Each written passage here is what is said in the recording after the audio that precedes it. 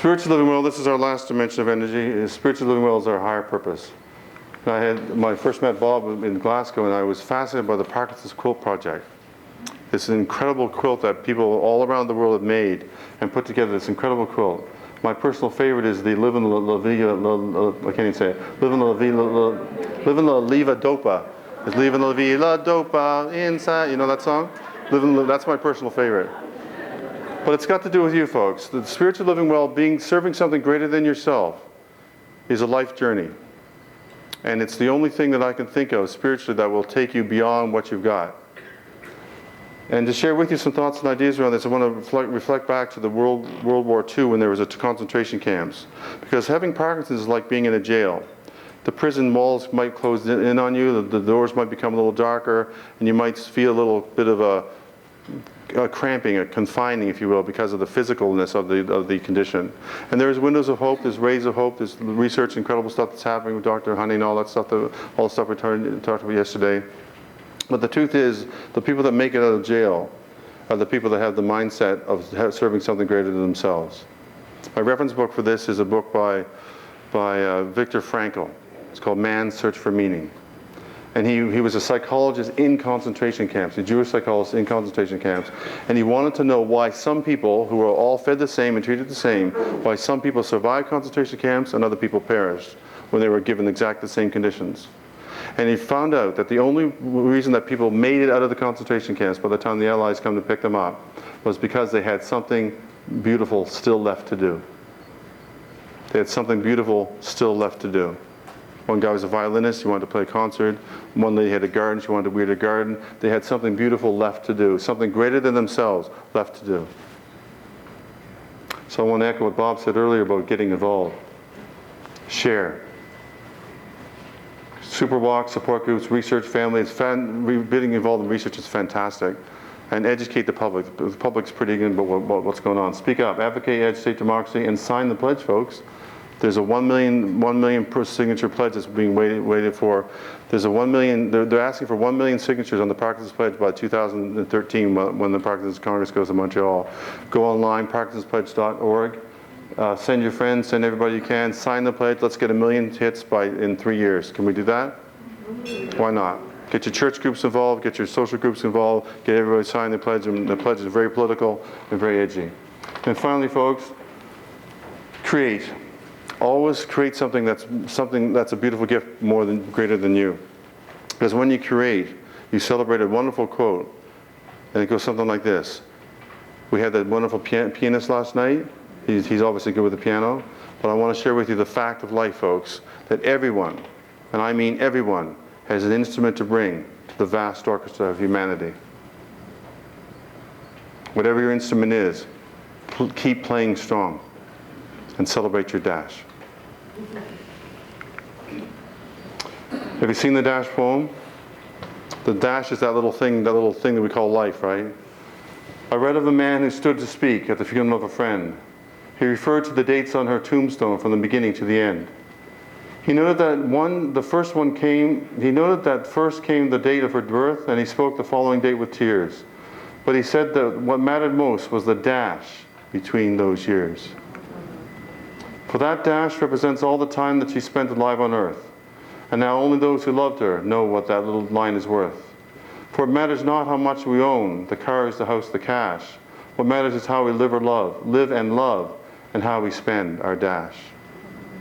The poem continues. I'll leave it up to you to Google it, and find out the dash. I want to share with you some dash people. This is a fellow from the early 1800s who changed his life because he thought he was dead. He's a munitions manufacturer. He actually invented dynamite. He's a very rich man. There was an industrial accident where his brother Emile was killed. He killed in the factory. The French newspapers published his obituary by accident. Wouldn't that be cool to see what people thought of you? Maybe. The French obituary started off by saying, "Le marchand de mort est mort." The merchant of death is dead. Because his job was to make guns and weapons and bombs. He decided to change his life and change the quality of his dash. And he set up a little prize to celebrate humanity. Perhaps you've heard of his name. Alfred Nobel.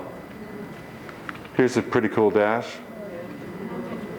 I like her dash. This guy's got a pretty cool dash. Now, for the care partners and for you, I want to focus a little bit on the care partners and the health professionals and the Parkinson's Society staff to just help us celebrate our life. Because, folks, there's a quote that I want to share with you. I had the good fortune to travel to the country of Nepal and follow my hero's footsteps, and I made it all the way to the bottom of Mount Everest. Thank you very much. Get to the bottom. When I got there, I realized that for Sherman Hillary to get to the top of the world, that was his success. It took 350 guides carrying 10 tons of gear for 3 months to get him to the top of the mountain. When I look out at this sea of shining faces and I see the care partners, the Parkinson's staff, the board members, the researchers that have been sharing with us, the health partners, the nurses, the physios, all the people that's helped us out, they are our unsung heroes. I would like the folks with Parkinson's to give them some applause right now.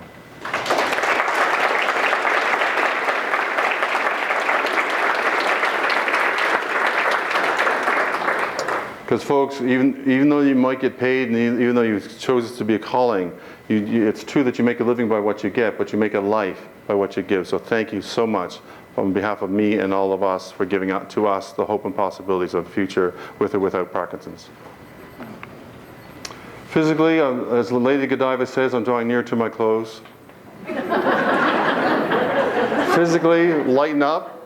Lighten up, emotionally, see people as people whenever possible. Mentally, choose your perspective, and spiritually, serve a higher purpose. Now, I mentioned to you that I had the good fortune to travel some various countries, and I got to the country of Italy, and I actually went to the Vatican, and I had an audience with the Pope. There was 20,000 of us all at once, but I was in an audience with the Pope. I got into the archives of the Vatican, and I actually found the questions that St. Peter's asked us when we get to heaven. You thought you just walked in? Doesn't work so good like that. There's actually 3 interview questions that St. Peter's will ask you at the gates of heaven. They are as follows. You ready for them? To see how you're doing in your life so far. Did you find joy? Did you give joy? And last but not least, multiple choice. Who's the best band, Beatles or the Stones?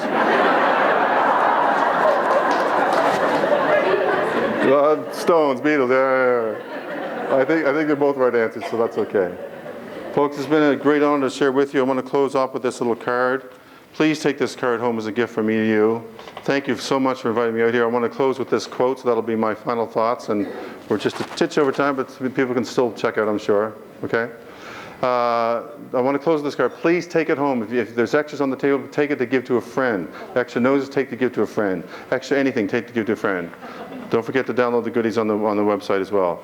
There's a whole thing in the back about thanking you from the point of view of my baby daughter Hannah, which by the way means to get the gift of a child from God, which I think is a pretty cool name. In fact, it says this: babies like my daughter Hannah represent hope and promise for the future. May we always cherish our innocence, believe in the best, and delight in one another as we play and work together, celebrating life and its infinite possibilities for love. To my friends living with Parkinson's, daily and firsthand, I honor your courage, your strength, and your grace. To our loving family members, our care partners, and other dedicated professionals, we honor your compassion, your commitment, and your patience. We are not alone.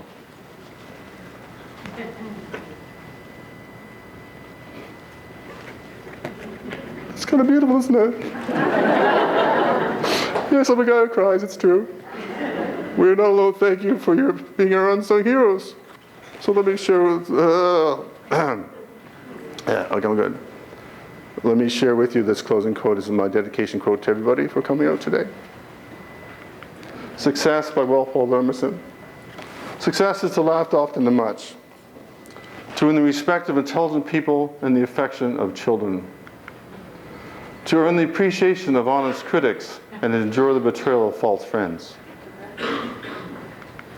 to appreciate beauty, to find the best in others, and to leave the world a bit better, whether by a healthy child, a garden patch, a disease cure, or a redeemed social condition. To play with enthusiasm and sung with exaltation, and you have teenagers like this to survive them. To know that even one life has breathed easier because you've lived. This is to have succeeded. Ladies and gentlemen, Move forward with courage. Move forward with hope.